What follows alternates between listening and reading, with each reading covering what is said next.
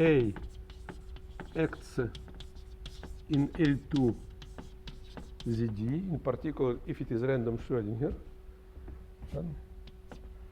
and AXY omega xy from Z is its matrix. You know, any bounded operator, even unbounded also, not all, but bounded operator certainly in L2 ZD can be uniquely represented by its matrix. Then we have a function of 3 variables, 2 special variables and 1 random. Then just writing this this equality in matrices, you'll find a nice property. Can you move to the other blackboard? Just I'll finish here. Well, people cannot read. No. Okay. Just Okay. Then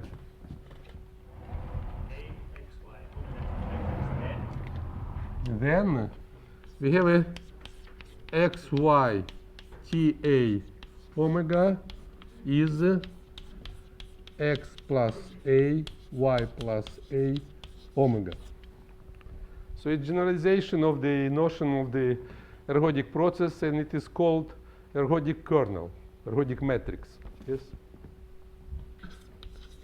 Ergodic matrix.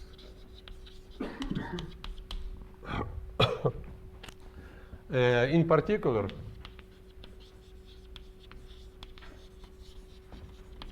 the diagonal of ergodic operator is, as you see, is ergodic process. And this is a very useful observation, despite that simple. Yes, and now I would like to formulate an important property of ergodic operator. Question, I don't know if you've got time to clarify this, but well, for us physicists, these probability spaces and so are rather abstract. I think about some disorder, or so I think about maybe a Gaussian distributed Yes. and so on. Yes. Could you perhaps make a concrete example or so for this? Of the ergodic process. Yeah. It's if you speak about Gaussian, I gave you 2 examples. These are independent, identically distributed random variables, in particular Gaussian. And second is a quasi-periodic function, just the irrational rotation of the torus. But if you would like more general in terms of Gaussian, for Gaussian process is homogeneous, is its correlation function depends on the difference of arguments.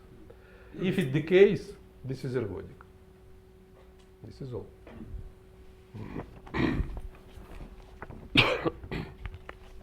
Okay, and now an important property of the process, that the spectrum of an ergodic operator is non-random.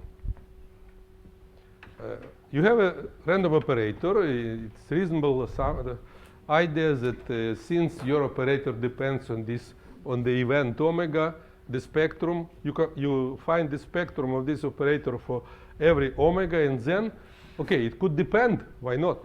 But it turns out that it does depend for ergodic operators, and it is very useful property. It is almost immediate, not too hard to predict, because what is going on? What is the definition? You see, this operation, which is called unitary conjugation, doesn't change the spectrum. Yes, so we can say that the spectrum of A omega and ATA omega certainly coincide.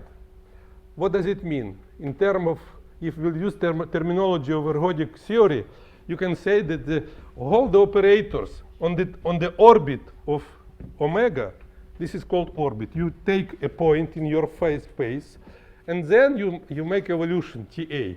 Okay, you have an orbit of this evolution. So on the whole orbit, the spectrum will be the same. Now the question is whether this orbit more or less everywhere. This is just another way to say that your transformation is ergodic. You remember the definition of ergodicity? There is no invariant sets except empty and hold space. Nevertheless, I'll give more formal proof because I'll need the quantities that will appear. The infinite dimensionality plays No. that's even true No, this is just in finite. No. By the way, in which place? In operators or dynamical systems? Which infinite dimension you would like to mention? Are you claiming here the spectrum of an ergodic, or are you saying ergodic operator is non-random? Yes. Okay, so here you're specifying that you in L2 Z to the D. No. This is a general definition. This is No, general. So how general is the statement you're making now? The spectrum of an ergodic operator is non-random. Say again, what are the precise conditions for this to be true? No conditions. No conditions, just ergodic operator. Okay. For simplicity, I speak about bounded operators, but in fact, it is absolutely general statement. Okay. Provided I guess I that. forgot what you mean by spectrum. You don't mean the eigenvalue. No, of course. The definition of the general definition of the spectrum is the following. You first define resolvent set. This is a set of Z from the complex plane where this operator exists. And then you take a complement. The spectrum of your operator is just C minus rho on A. But still, if the system is finite, You can verify that this is the same. Is it? If it, in which sense finite? finite. It's finite dimensional operator. It's just finite If it length. acts on a finite dimensional Hilbert space. Finite dimensional operator. Translational invariant. No, stop. It is no. On the ring. Okay. No, there is in finite systems there is no translation invariance, Martin. This notion is not applicable. And I put the system on a ring. I mean, Periodic ergodicity, so. yeah. Look, Instead of said to the D, I have no quotient of said I have to no the possibility to make this for any A. Not modulus same. Look, ergodicity, the notion of the homogeneity, this is the probabilistic equivalent of the translation invariance. Of course, there is a surrogate of translation invariance if you wrap your system in the periodic boundary. I do not want to do this. I am doing the general case. Okay, so you're excluding that. I can exclude, but it's not too interesting, in fact. Oh, you see, my point is this. No, put look, the thing on the there is floor. no finite system in solid state. This science mostly motivated by solid state. In solid state is a part of statistical mechanics ideology. You do, as a zero step, you do thermodynamic limit. But That's if what you I'm asking. You're assuming a thermodynamic limit. Of I course. just want to clarify this. This is why I ask, does the finite dimensionally play some role? And you say no, but the answer is yes. It's not allowed. No, I didn't understand. It's not allowed. Okay, now we clarify. Okay, everybody understands now. No, I would prefer another. Not allowed. Everything is allowed, especially in United Kingdom, but which is not forbidden. Yes. No. I just would like to say it is not necessarily. We need not this notion. We need not to confine ourselves to finite system, because it is not new ideology invented in this spot. It is just taken from statistical mechanics ideology of this is all. This is why we are interested in bulk properties of an electron in a glass or in disordered alloy. With thermodynamic limit, I just wanted that it's clearly stated we are in that limit. In spectral theory, there is no word thermodynamic limit. Everything is said when I write either zero, this or that. Yeah, so that's important. Yes. Okay, there's a question back there. Yes. To clarify this notion, yesterday you defined randomness of a measurable p-measurable function as a function which is constant p almost everywhere. The spectrum being random, does it mean that I take the characteristic function of the spectrum? Yes, I didn't finish. We are discussing something.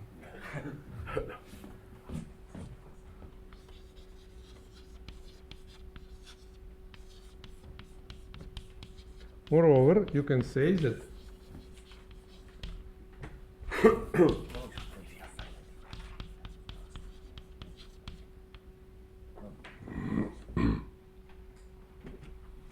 better, just a moment. Just a moment.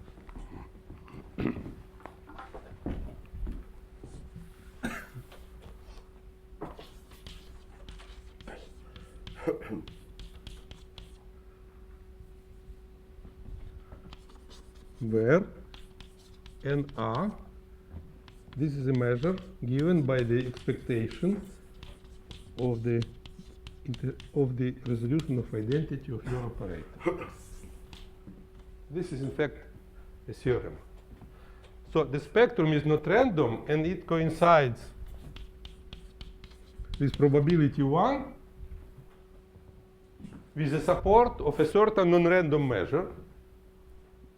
And the measure is given by just you take your operator is self-adjoint, you have a resolution of identity. Resolution of identity is any operator has a kernel. You take this kernel on the diagonal, say 0, 0. Then it is just scalar measure.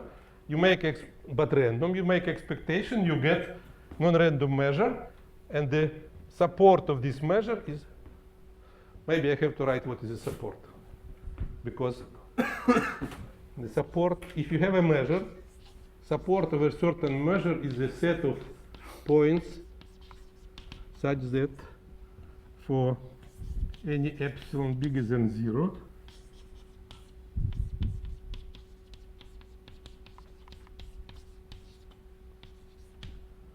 so you see, what do you do? How do you define the support? You would like to know whether this point belongs to support. You take this point, you take any neighborhood. It should be positive for any epsilon bigger than 0, because if it is continuous measure, if it's a density, you can't take epsilon 0, it will be 0, yeah? So this is the definition of support. It's a closed set. So it is a kind of insert, a kind of reminder, yeah? Okay, I'll prove this theorem because it's very simple. I repeat, the theorem is, in fact, I mixed things. Okay, let's stick for ergodic operators in L2 ZD. Because you have to ask me questions.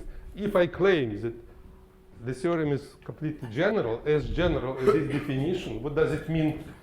The kernel, if you are about abstract space, Hilbert space, there is no kernel, there is no matrix. But to prove this theorem in this generality, I need some notions that I don't dare to give you. So I would present, I'll present the proof for the case when you have this operator acting in L2ZD, in particular random Schrödinger. As for general proof, I repeat, it requires certain technique of modern spectral theory. You can find it in books. So let me, and this measure has a special name. It's called integrated density of states. The terminology is from solid state. Abbreviation IDS.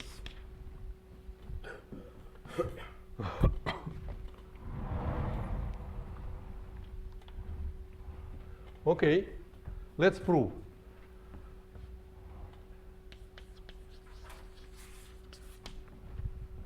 In one, it is a.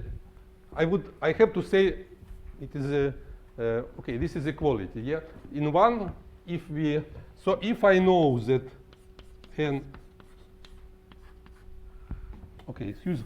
If I know that that the interval delta doesn't belong to the spectrum,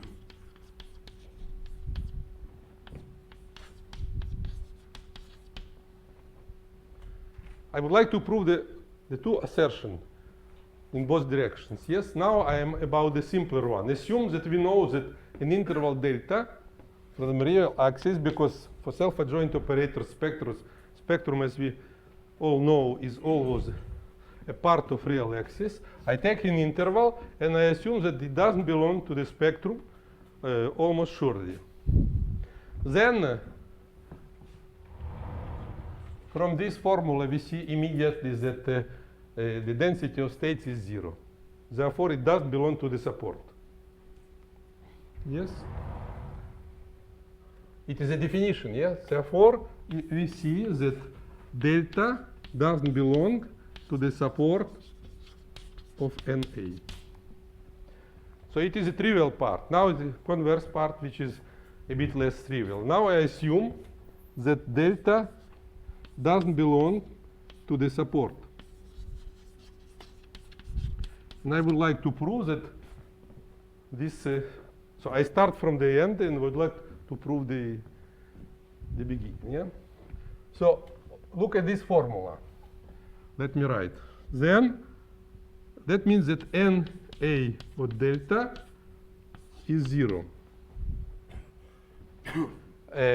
Okay, right? Definition of N delta, it is EAA 0, 0, delta. And because of, no, this is just definition. Let me write like students like to see. Now I use ergodicity written over there. I can put here any x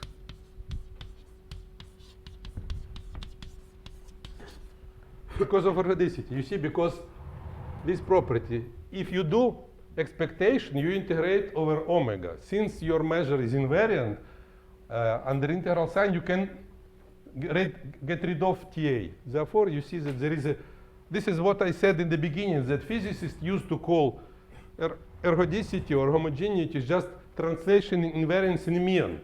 So that's really homogeneity. Yes, yes, yes, this is homogeneity, yeah. Then, because of now next conclusion, I just observe that since EA on delta is a projection operator, it's positive definite operator, its diagonal elements, diagonal entries are non-negative. Therefore, from the fact that the expectation is 0, I can deduce that this is itself is 0.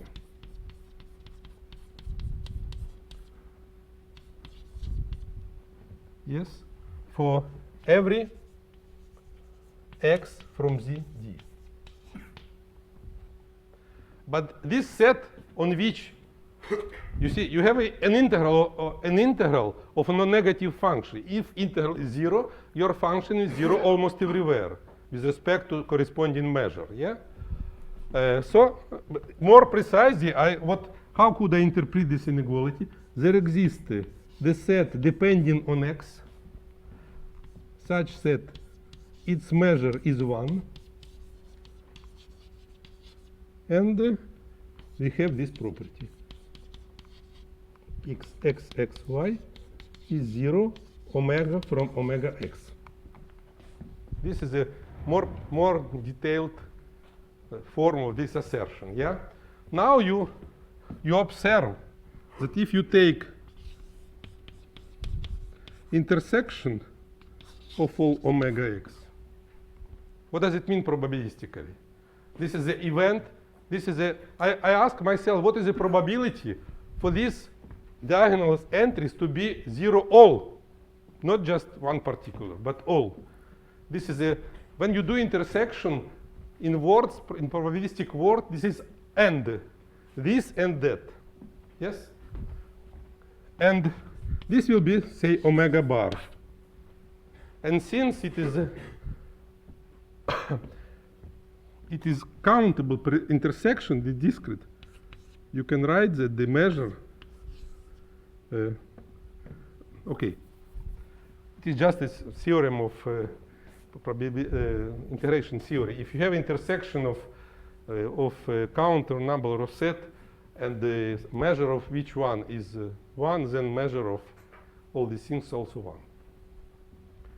So we conclude that p omega bar is 1, that means that all simultaneously for all omegas from omega bar, all these diagonal entries are 0.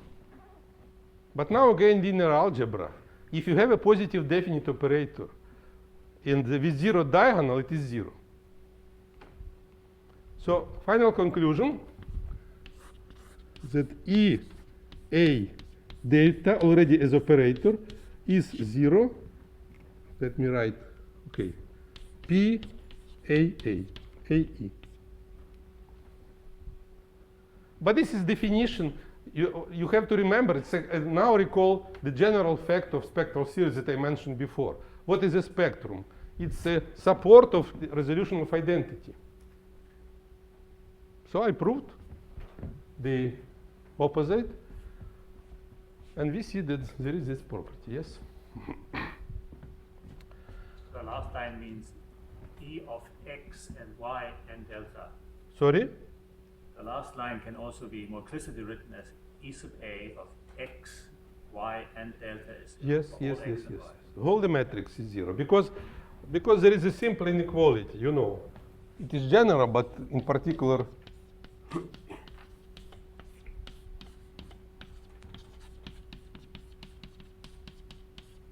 delta everywhere.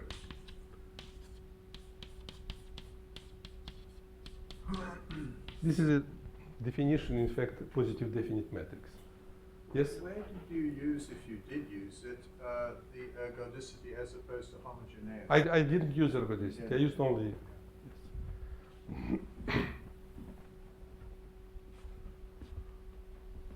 Okay.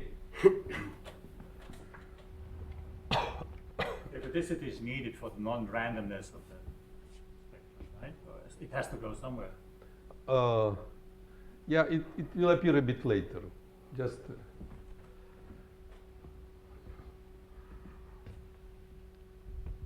There is one more property. Now, okay, this is, maybe I have to mention several more properties.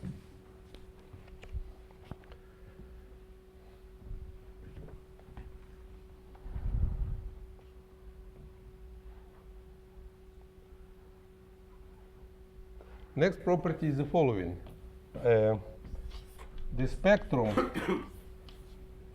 okay, how do I write? Now it is not necessarily, okay, I can write without omega because I know the spectrum is not random, yeah? The spectrum is the, I will formulate it a bit abstract way, but I'll just give a simple argument and you'll see what is going on. So I remind you that the essential spectrum is a collection of non-isolated points of the spectrum, and eigenvalues might be isolated, but in that case of infinite multiplicity. And the bar means closure, means that just you have a set, now you take any sequence, convergent sequences of the set, and you take your set, you take all possible limit existing, and then you take a union. This is called the closure of a given set. And I wrote that the spectrum is a closure of is a closure of essential spectrum. That means that there is no isolated points of the spectrum of finite multiplicity. All of them either finite infinite multiplicity or non-isolated. There is another form of this statement. You can say that if there is an interval belonging to the spectrum, the number of eigenvalues counting multiplicity is also infinite. And this is what I will prove. So the discrete spectrum is absent. Yes. Yes, yes, certainly. And the proof is very simple. Yes? Let's I would like to compute the number of points of the spectrum in a given interval. So it's cardinality of this set. I take spectrum, I take an interval, and I'm counting how many points in that spectrum are. Yes? And, okay, this is again trivial observation that it will be the trace of resolution of identity, because the resolution of identity is a projection. If you take the resolution of identity of this interval, excuse me, and its trace just precisely the number of eigenvalues inside, yeah? The trace is, since we are working at the moment in the D, is just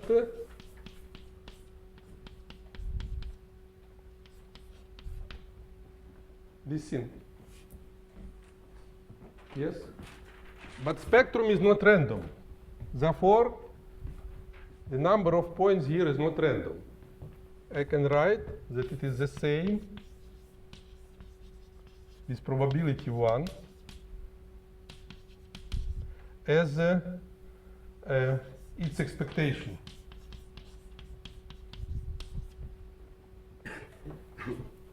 By the way, how do I know that the trace exists? I do not know. You'll see that it doesn't exist, but I can do this because it's positive. There is a subtlety here which I don't want to discuss. Okay. Therefore, I can continue. Now I can, because of that, I can write here the expectation. Therefore, it is equal to x from ZD EA. The expectation of EA XX delta. And expectation doesn't depend on x. Therefore, this thing will be 0 if density of states, integrated density of states is 0, and infinity if integrated density of states of this interval is not 0. But integrated density of states is not 0, according to the previous, only if and only if we are on the spectrum. Therefore, you see that with probability 1, doesn't matter which interval you take, you have an infinite number of points of the spectrum, but I repeat, it's important to remember that it's counting multiplicities. It's not just geometrical points, I have to count multiplicity of every point, yeah? In particular,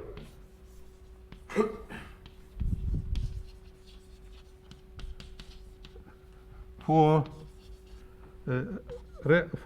1D Schrödinger operator, now I will write like that. 1D ergodic Schrödinger operator, the multiplicity of the spectrum is at most 2, because for this equation of the second order, there are at most 2 solutions.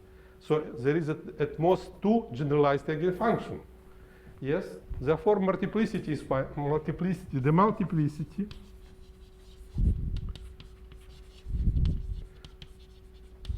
of spectrum is less or equal to. And we see that if we have pure point spectrum, it is dense.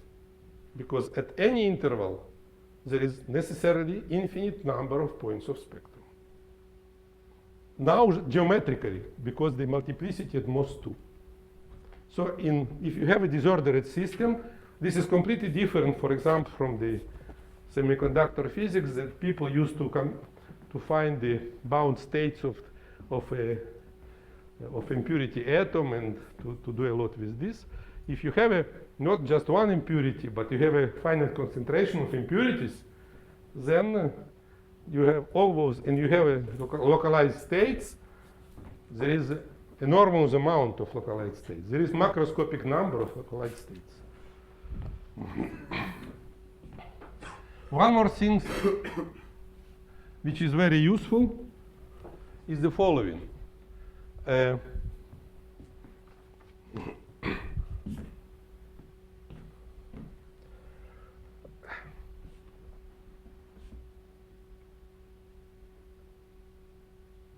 Okay. I'll need this property. I have no time to prove, despite that I wrote it my notes. There is a very useful property. Let's consider the finite, it's for you, Martin, finite volume operator In one-dimensional case, I denoted, you may remember, alpha, beta, AB. I remind you, this is just the one-dimensional shader on interval AB with certain boundary conditions. This is just n by n matrix. N is B minus A minus 1. Yes? And okay, there is finite number of points of spectrum. This is standard linear algebra. And introduce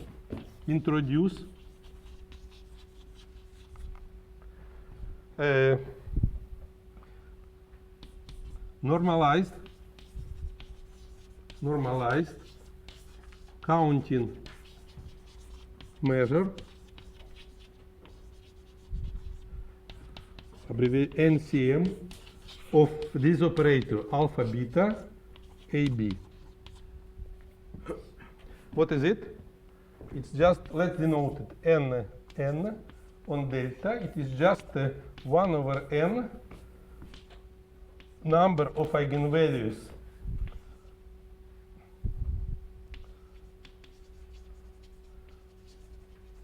of our operator alpha beta AB in delta.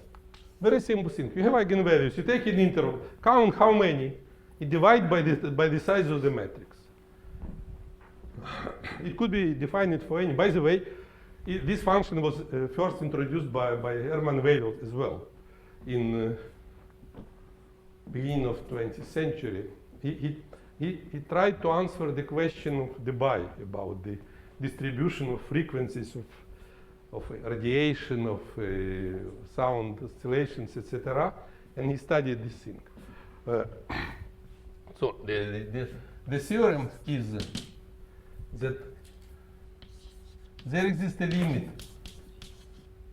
of this measure, which depends when n tends to infinity. It is random. Since my operator is random, despite that I now just a finite section, but potential is random inside this section, in this matrix. Therefore, the measure is always random, but it is finite, just finite number of atoms, the jumps of the measure. Yeah. There is with probability 1, there is a limit of this measure which coincides with the integrated density of states. Here I need ergodicity to prove this. And for my opinion, okay, this is in fact initial definition. In my opinion, this is much more important. Here it is just some auxiliary quantity, but as for applications of random Schrödinger operator to condensed matter physics, this is you use on every page of your work. Density of states. The proof is not too complicated, but I have no time. It's 20, 30 minutes to prove. Just to know, for you to know. And the last property that will be very important in the proof of localization is that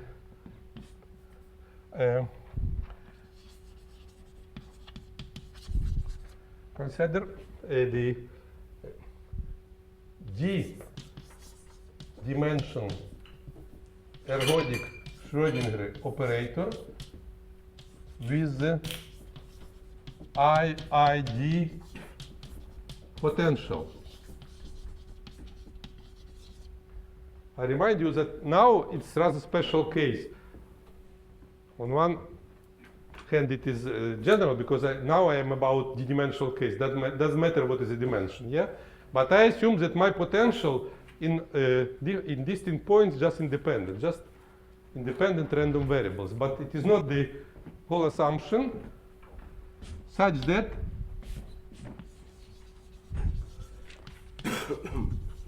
if I take the probability, the potential, it's sufficient to know how the probability low at 0 because it's identically distributed random variables. Probability is that the value of potential falls in interval which is by definition the probability law of my potential has bounded density. I can write in this form FV dV F, in fact I have to write like that to be precise.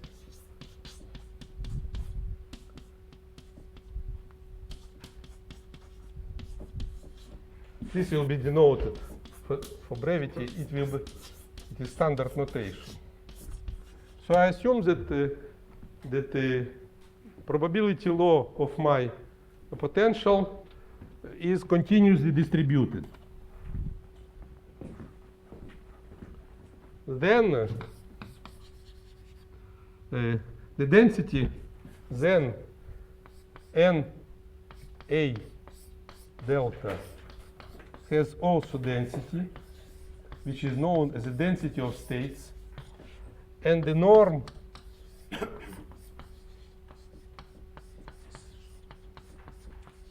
does matter with probability 1. Essential support, it support almost everywhere. The supremum. Forget, it is not so important. Just I would like to be.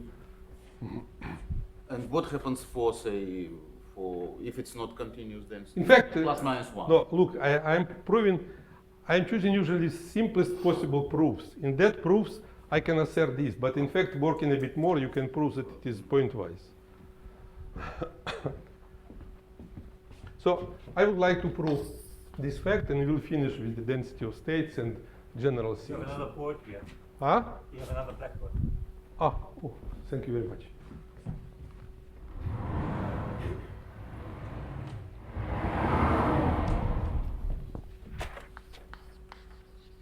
Proof. Proof is based on the important notion of the Stieltjes transform. So I first have to define something which has a much more generality in range of applications than this particular fact that I'm going. Stieltjes transform. Given a non-negative finite measure,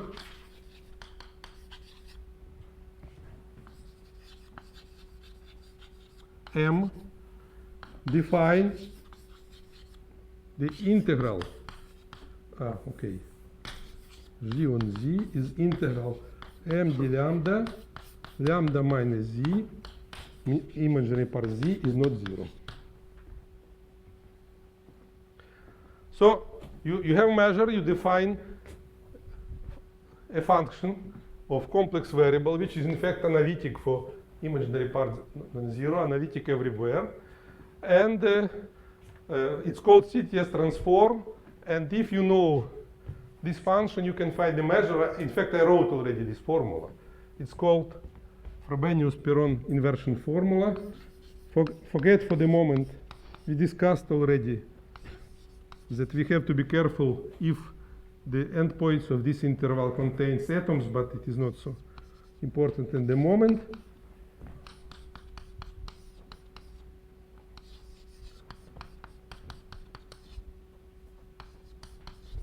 So it's in a way it's an analog of Fourier transform. If you have a measure, you can construct Fourier transform, and we know that knowing Fourier transform, you can restore the measure. The same there is one-to-one correspondence between measures and their Stieltjes transforms. In particular, you have this inversion formula, which is, okay, many people call it differently, but me, I follow Stieltjes-Perron SP inversion formula.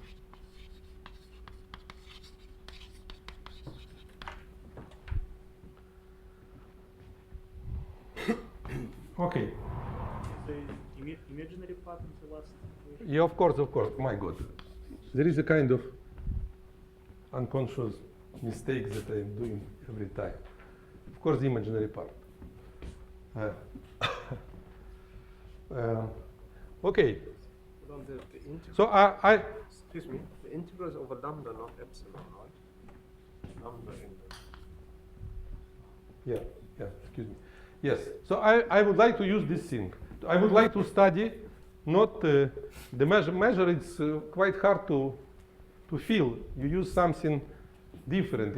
In this particular case, the Stieltjes transform. So by spectral theorem,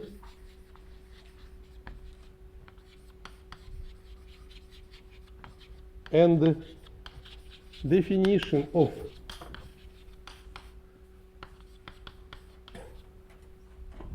we have the following. So we have the, if I take as a measure the integrated density of states, NA d lambda minus z, what is it? It is the expectation of the resolvent of your operator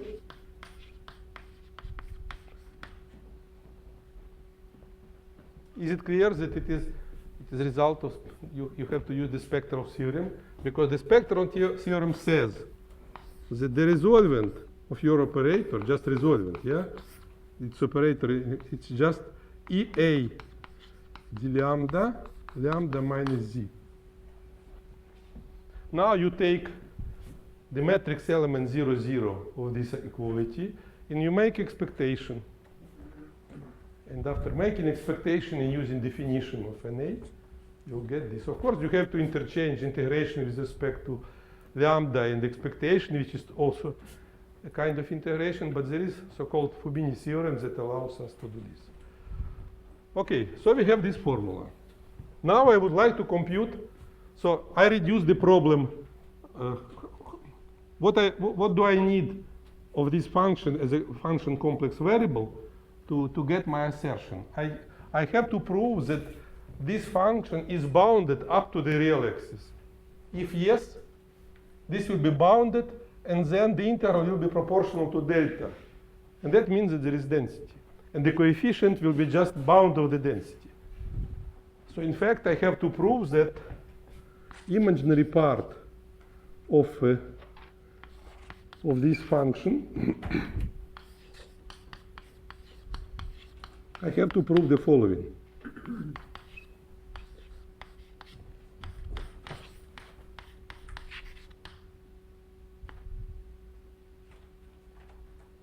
Yeah. If I'll be able to prove this, so boundedness with respect to z up to the real axis, and the bound will be, times, yeah, this is, if I'm able to prove that, I use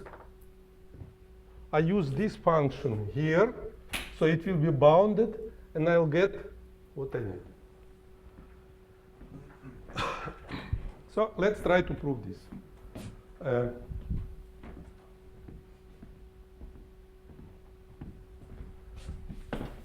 I need another nice fact of spectral theory known rank 1 perturbation formula.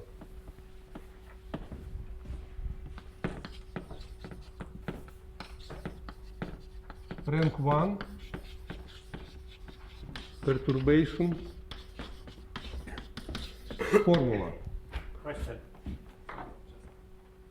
Might be a trivial question as for the notation. What is this? You write, you could consider the imaginary part of the expectation of the resolvent, and you have the argument 0, 0, lambda plus I. What is this? I0, this notation up to the real axis. You see it's a kind of jargon again. Here epsilon. I have to write, to be more precise, I have to write lambda plus E epsilon, and here I have to write supremum epsilon bigger than 0. Okay, so rank 1 perturbation formula. So you have a self-adjoint operator, also abstract. You have rank 1 projection. You have a real number. Now I would like to write the formula for the resolvent of this operator. Why is the resolvent? So I would like to consider the rank 1 perturbation of my operator.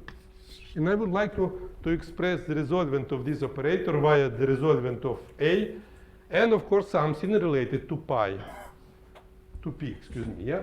And I have to write, you know, this projection. That means that for any psi, there is a function which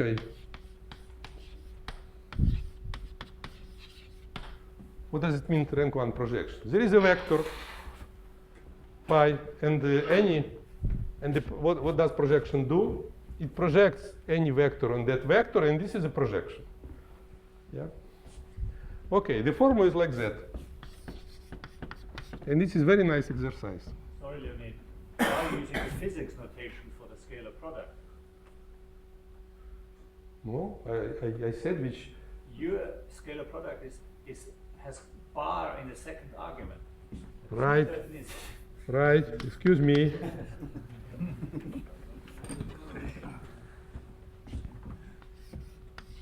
I think, Martin, you would be most satisfied of that. Actually, I do not use the Dirac notation. Myself also. Okay. Yeah, but thank you very much. Yeah. The way of thinking is quite good. Yeah. Okay. Therefore, I write this minus alpha. Here you GA P GA 1 plus alpha GA. Or if you do not want, if you do not want to have scalar products to avoid discussions like we had, I write this a trace GAP, which is the same. Okay, you see, the formula is remarkable, despite it's very simple. So it gives you absolutely explicit dependence on the coupling constant, because alpha is absent in GA. So we have absolutely, I repeat, and I repeat it just a simple exercise. In linear algebra, it follows, for example, from Cramer's rule, which you know everywhere, but there are many proofs. So I'm going to use this. I would like to take as a, or maybe, yeah, my God. Oh, I'm about random Schrödinger, very good. So my operator, maybe I write it here explicitly because it's random Schrödinger. So it is, of course, it's H is delta plus V. Yes? And I would like to take a particular case of that formula when H is, when A is everything except a potential at 0, which I put 0. I would like to take as phi on x, I am in L2, therefore the vector is just a very simple things. And I would like to take as alpha V naught. And if I put everything in that formula, I'll find that GH on, okay, we need at 0, yeah? 0, 0, Z is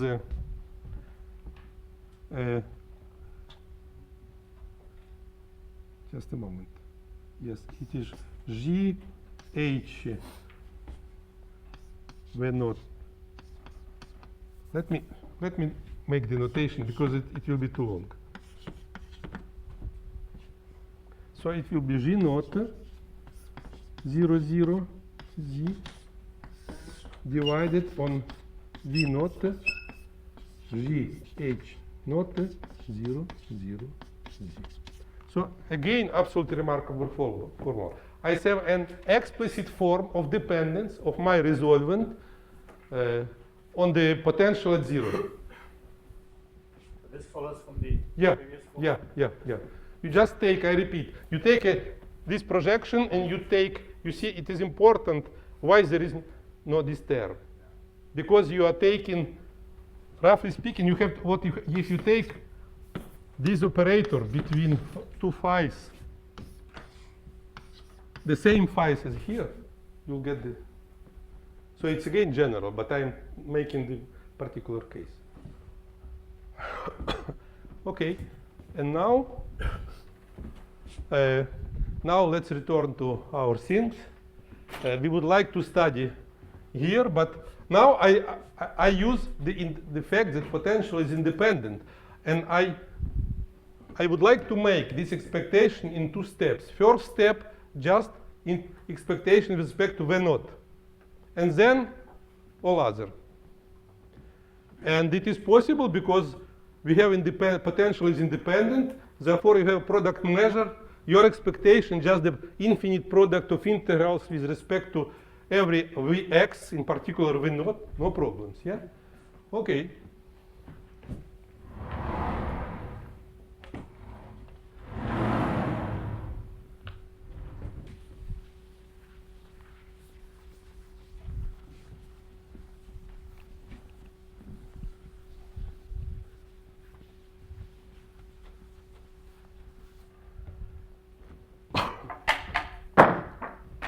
So I write the expectation as I write the expectation GH, excuse me,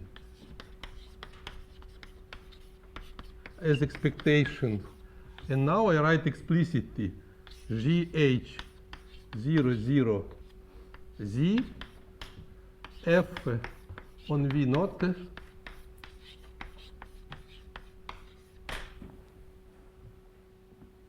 So this is because of independence of the potential. Yeah? And now let's compute this because we know explicit dependence on V0. So I compute first this integral, yeah? And I use the formula that is written here. GH0, let me be short, plus V0, GH0, F. I have to compute this integral.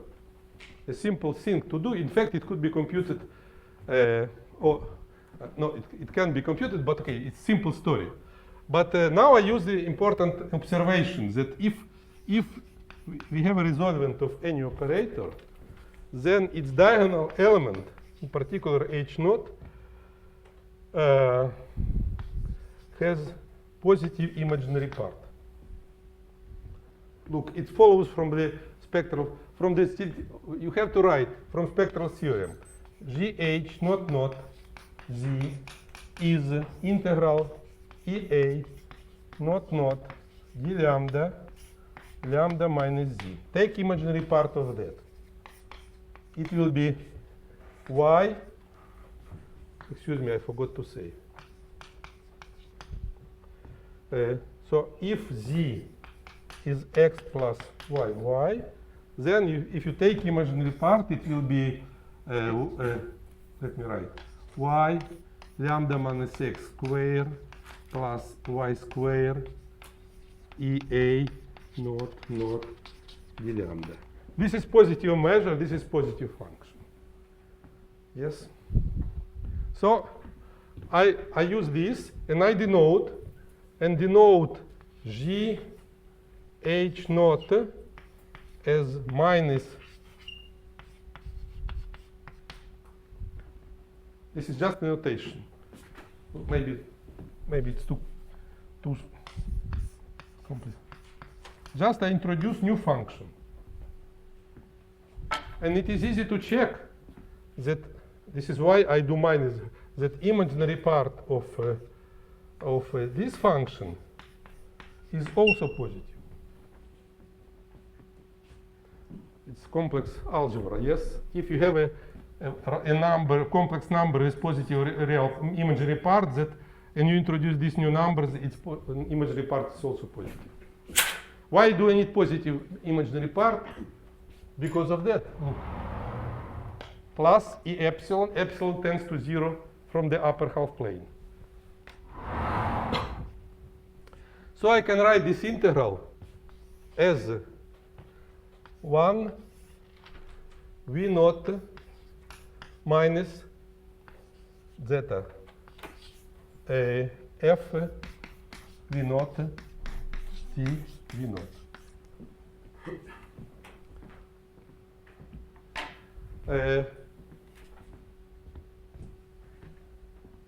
I can erase this.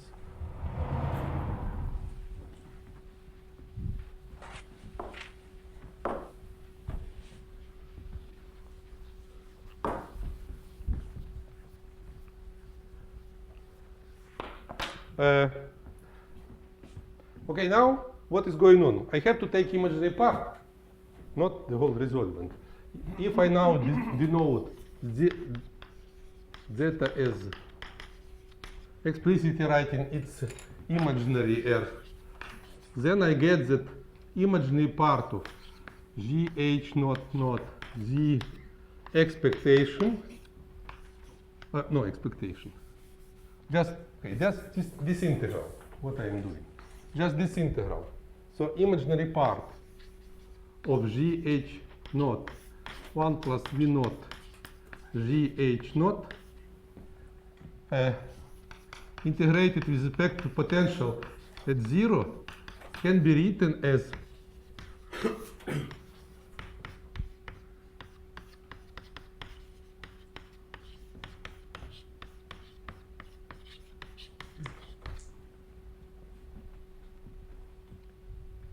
and zeta 2 is positive. It's imaginary part. Huh? Oh, no, it's, excuse me, V naught. Thanks.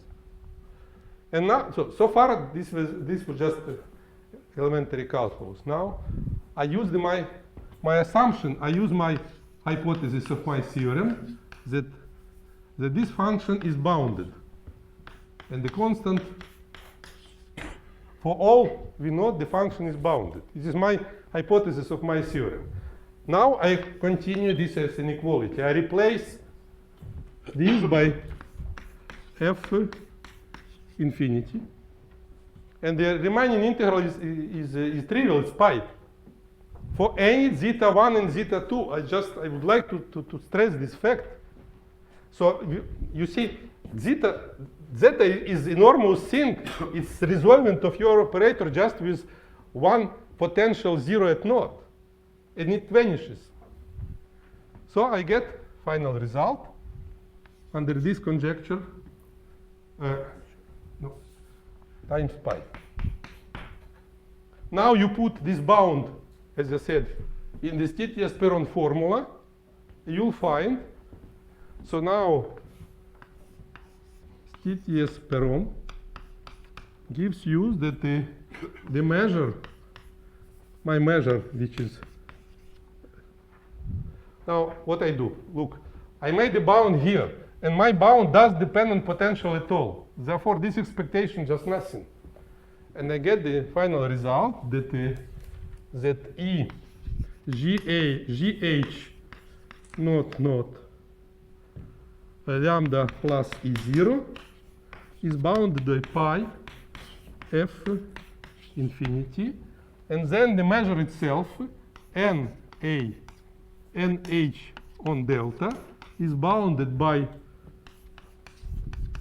f infinity times the back measure of the interval. Now, okay, now there is a theorem saying that if for any interval your measure is bounded by the back measure of the interval, there is a density. So our conclusion is automatic. So it is very important state. To summarize? Yeah, just let me finish, because there is a name. This is called Wegner lemma. It was proven by Franz Wegner. I think many people know that it is quite remarkable person, theoretical physicist. In a bit obscure context. Just he was interested in density of states because also let's say physics is interested in that. But it turned out later that it plays enormously important role in the proof of localization, not only one-dimensional case. In one-dimensional case, we proved in, 30 years ago without Wegner lemma. But implicitly it was over there, of course. But it turns out that it's important to make a proof in multi-dimensional case. And I hope very much that Tom Spencer will show you the role of Wegner lemma in a multi-dimensional localization. Summarize. By the way, the proof by Wegner was different. It is proved by Maybe I can try another proof. Huh? Maybe I can try to summarize for the audience, or someone else wants to summarize. And the point here, I take it, is to show that the integrated density of states has a density. Yes, bounded. It's important that the density is bounded. In general, there could be funny things, atoms, No atoms. Here, the statement is this does not happen. To Yes. get that statement, you use IID. But not all the idea. I use the potential I mean, also in- has in density. Proof. The statement is more general. Somehow the property to have density, I prove that it can be transferred from the potential to the density of states. But it's more general. But the statement is more general. Even if you do not have density, in principle, one can prove. No, it's not correct. Not- Even not correct. No. It's a subtle thing. And to do the proof, In general, there could be. the main step is to get this bound on the imaginary part of the expectation of the Green's function. Yeah. And here I learned something. This looks like a rather ingenious proof. Thanks a lot, it- because it's my proof. I mean, I wouldn't have thought of this. Yeah. So somehow you use the fact that you looking at the Green's function at 0, 0 singles out 0 as Yes. something to work with. Mhm. And then so you Yes. single out that particular Yeah. place. I am able And to you use this rank 1 perturbation formula. So you just say, let me work with the random potential at that site. All the others are somehow in the background. You pick that out. For the rank 1 perturbation that comes from moving up and down this potential V at 0, Yes. you use this rank 1 perturbation formula, and then you do some estimating, and it's quite easy to follow how this works, and you get this bound. Yes. That's, Of course not. very nice. Maybe I would like to just to develop a bit the remark by Jan that of course you see we have an infinite number of integration, and we used efficient only once. So the suspicion is that if we will use efficient, if we will be able to use all the integration, we would allow much less regularity of the potential. But somehow it is hard, except one-dimensional case. In one-dimensional case, indeed, you have to assume just a bit to get to find the density of states is smooth. The integrated density of state is smooth, and even density of state is smooth. But in multi-dimensional case, unfortunately, somehow we are not able to use all integration except one. It's hard. So either one or nothing. Of course, I repeat, we have a lot of examples now, mostly in one-dimensional, that you need much less regularity. But it's very hard to use this fact, this intuition to convert in a certain assertion. Okay, so I'm. Nice question. So maybe just a remark. So basically, no matter how much more regularity you know about F, you cannot by general methods get regularity of the density of states like continuity. No, why not? If I know the density of states analytic, I can prove that the density of potential is analytic. I can use another technique, deforming contours, etc. I can prove that it is analytic. There is a lot of things, especially in one-dimensional case. There is in end of 80s, there was a lot of papers proving that in quite general situation, you need just a lot of regularity of the potential, you'll get this. But in general, it is not simple. The proof could be generalized for certain dependent potential. For example, maybe just for you, David, I will say that the same proof would work if you take Gaussian process non-deterministic. You know, there is a property that not predictable. There is a property from Wiener, Kolmogorov that, you know, the process. If you know the past, how long you can predict the future, and there is a condition, famous condition by Kolmogorov of unpredictability. Therefore, it should be just unpredictable. It could be strongly dependent potential. Nevertheless, it would work. Just you have to know the statement is like that. You have a random field, Gaussian random field. You would like to know under which condition one-point distribution, conditional, will be, the variance condition is not zero. To have a Gaussian again. Because if it exists, it's Gaussian, but it could be degenerate. Yes?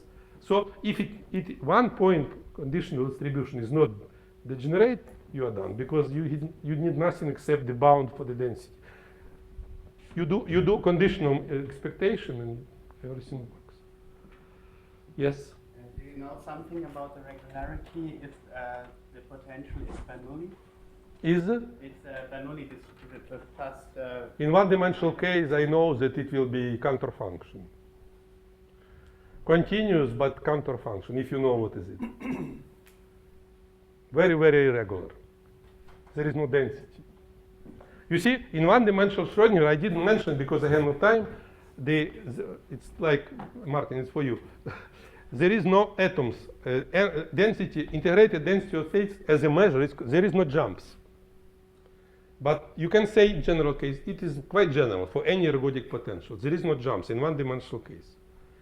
But to get more, okay, it's hard. I repeat, if potential is Bernoulli, that means that independent taking two values, 0, 1 is probability 1/2. And you have functions highly irregular. Continuous, measure is continuous, but very, very irregular, no density. This is, by the way, it's example of singular continuous measures that I mentioned on one of the first lectures. Yeah? Is there exponential localization for such cases? Sorry? Is there localization for Yes, such cases? yes. Despite, yes. In one-dimensional case, there is localization. It was proven a long time ago, and it is important that Lyapunov exponent is positive, that I hope to explain you in a minute. Okay, what is Lyapunov exponent?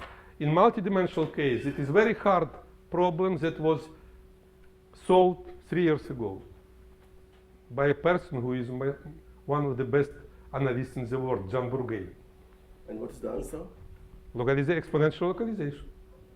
In But any dimension? For low energy. Yeah, one dimension is known a long time ago. Okay, and higher dimensions? On the spectrum edges. Only, of course. Near the ends of the spectrum, near the spectrum boundaries. Because it could be, Okay.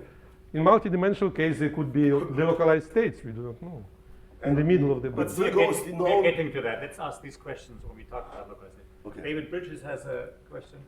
Yes, I was going back to actually the question that Martin was asking about the spectrum being non-random. Yes. I was trying to understand in your proof where in fact you did use the fact that the translations are acting on an infinite countable space rather than just wrapping you around the ring.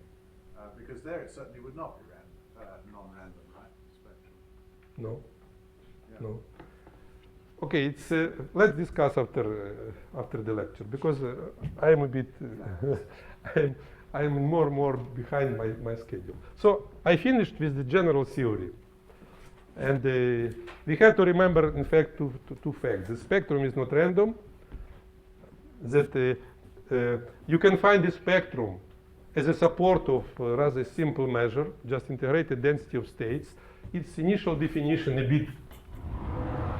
a bit formal, just this, but we know we have a theorem about thermodynamic limits, that you can get the density of integrated density of states just counting eigenvalues in big volumes and making thermodynamic limit.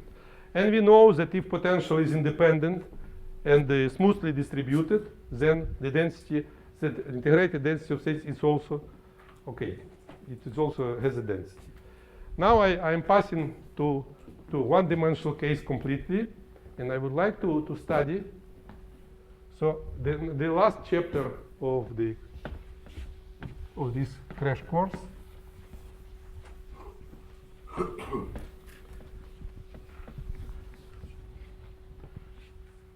forgot the number. I think fourth.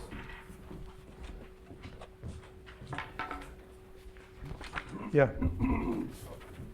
Chapter 4.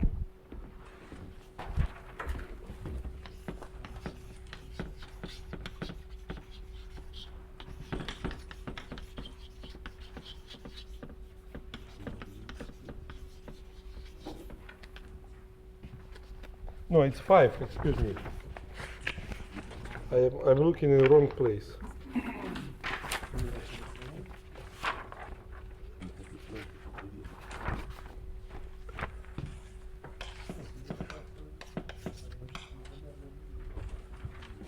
and spectrum of 1D ergodic Schrödinger operator.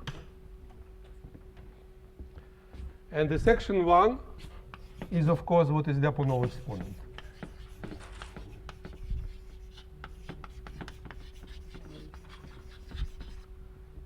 And I cannot refrain myself from saying that Professor Lyapunov, who lived in 19th century and the beginning of 20th century for 17 years, was a professor of Kharkov University, and he invented these exponents being professor of University of my city. Okay, the Lyapunov exponents. First, I will define things which I call characteristics. Of course, not for random Schrödinger. He invented for another reason. He studied the stability of dynamics.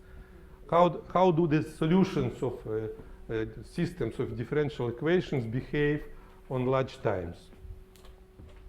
Characteristic Lyapunov exponent. Let me remind you, okay, we are about the equation. Now we are writing this our Schrödinger equation, discrete one.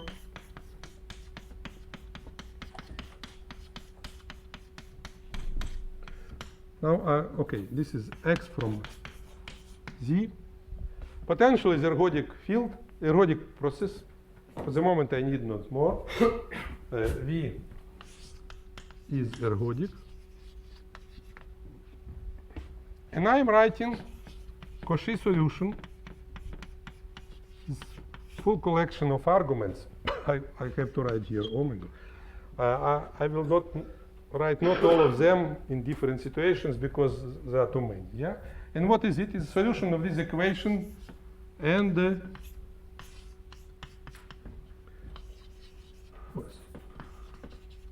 initial, not boundary, but initial condition.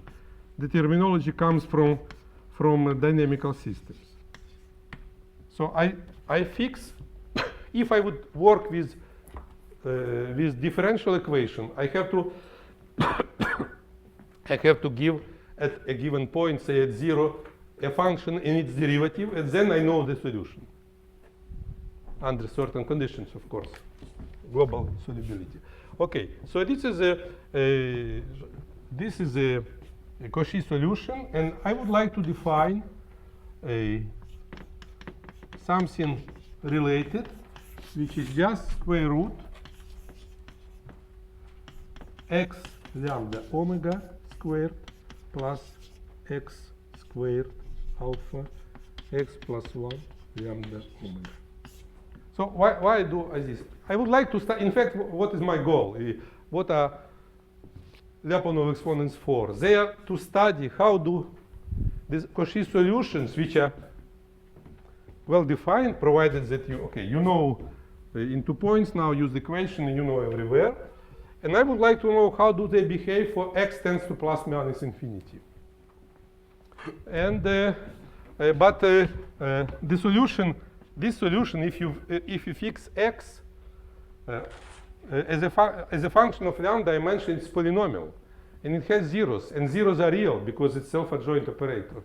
So you can't, for example, study there are zeros, they oscillate, and to study their behavior, it's not. The problem has to be good formulated. What does it mean? Large x behavior if your function like cosine or like sine. And to avoid this trivial thing, I am considering the quantity that is a square of solution in 2 points. And it is impossible that at the same lambda, the both are zeros. Because if yes, y is 0 identically. Because it's second order equation. Mm-hmm.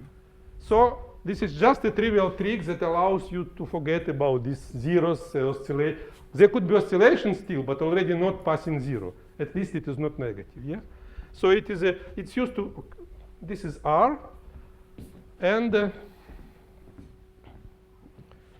now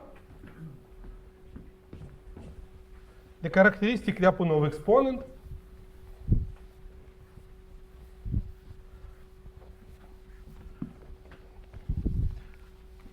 is defined. We know that typically the solutions of differential finite difference equations, they behave exponentially. And this motivates the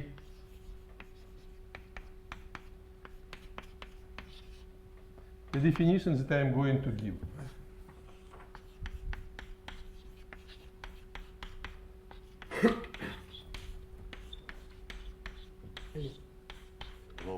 Log.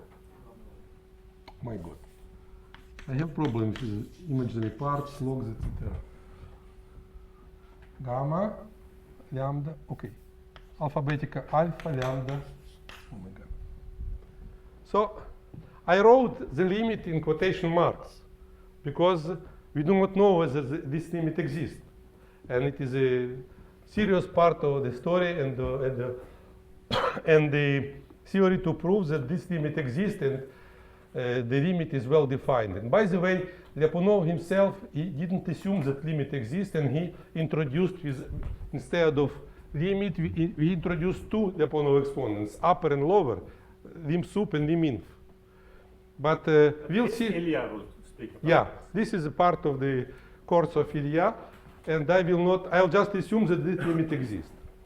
I'll say a bit more about that. So it will be proven by Goldshade that for any, if potential is ergodic for any fixed lambda, this limit exists. The limit exists with probability 1 for all alpha from 0 pi. So once more, I fix lambda. Since lambda is fixed, the assertion is lambda is fixed, therefore we are not about lambda. Now, if lambda is fixed, this limit exists with for every omega probability 1 and for all alphas, pointwise. So this is assertion. Therefore, the set on which the limit exists depends on lambda. And the main concern that I'm going to discuss is with this dependence, which could be quite bizarre. Okay, this is this is characteristic Lyapunov exponent. Now I would like to define the Lyapunov exponent. I'm not sure that Ilya will use this terminology, but it is not important. Yeah, Ilya, how do you call this one? No, Lyapunov, okay. You usually don't use the word characteristic. Sorry? You usually use just two words, Lyapunov exponent. No, in spectral theory I need all. Okay, okay. Doesn't matter. Yeah, we have Lyapunov. Lyapunov exponent is very simple thing. It's just it is called lambda omega. It is just the supremum over alpha.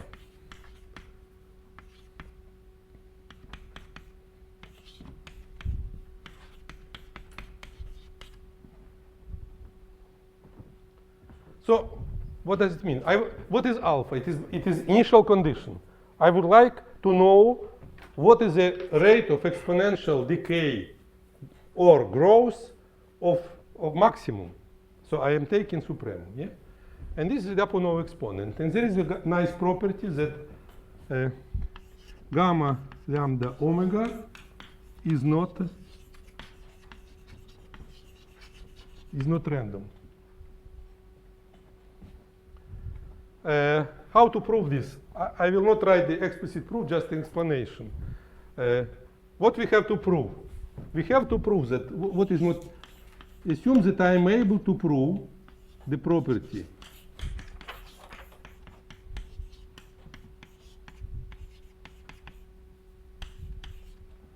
shift invariance. Then we know that if you have ergodic process and if there is shift invariance, then the corresponding function is constant. Because if it would not be constant, we take a set where it is given, take some values, and it will be invariant set, but there are no invariant sets. Okay, therefore, we have to prove this. But what does it mean, the shift? That means that you replace your potential. You replace your potential x plus a. That means that you start not from 0, but from a given point. And now, instead of alpha, what played the role of alpha? Okay, just, and so instead of alpha, you will have, okay, alpha on A, which is just tam.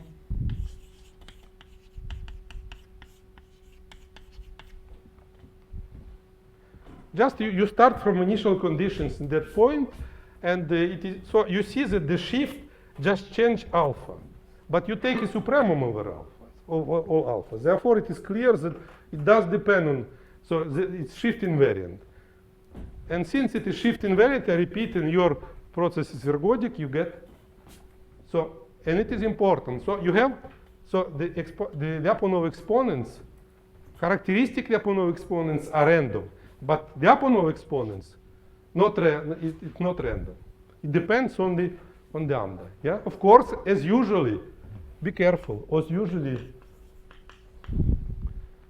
such kind of assertions they are not absolute.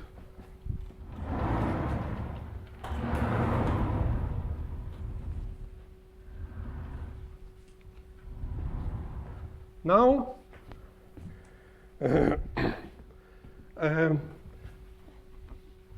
We need to break for coffee at some point. Is this a good place? Good. Yeah, let's start. Yes. Let's You have not something start. short, you Let's can finish, but let's stop. Yeah. So I introduced, just to summarize, I introduced the Lyapunov exponents, characteristic Lyapunov exponent, and just Lyapunov exponent. any questions from the audience? Yes, everybody would prefers to have coffee now rather than. Yeah.